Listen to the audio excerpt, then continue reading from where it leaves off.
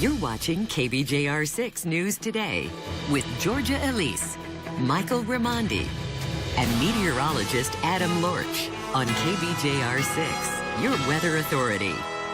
The U.S. Department of Commerce is 2 months late on an investigation to determine the impact of steel dumping on the United States. Lawmakers say it's having a negative impact on Keewatin taconite on the Iron Range and has union members demanding immediate action. KBJR 6's Anthony Matt tells us what steelworkers are asking from the president. Steelworkers at KeTac returned to work this past February after the plant was idled for over a year. But now the president of United Steelworkers Local 2660 in Keewatin says the plant is in danger again. I'd hate to see a point where we don't get the relief that we seek.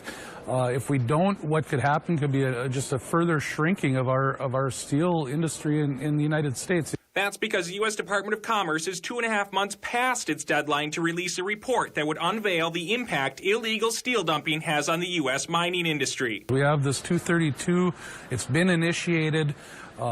We need it to be finished, and we need whatever type of relief that the 232 investigation comes out with, and we need it as quickly as possible. The American Iron and Steel Institute reports that steel imports are up 21% since April. Steel imports actually began to rise because the people that are dumping the steel over here are trying to get their product over here as much as they can before possible action. Toby is calling on lawmakers to take action immediately. Congressman Rick Nolan is largely responsible for getting sanctions and large tariffs imposed on countries responsible for steel dumping, which increased the demands for taconite in the U.S. and resulted in mines like KeTac coming back online. We got all of our mines operating again, but there's still way too much subsidized steel coming into the market. Once the report is released, President Trump will have the authority to impose more regulations on foreign steel imports.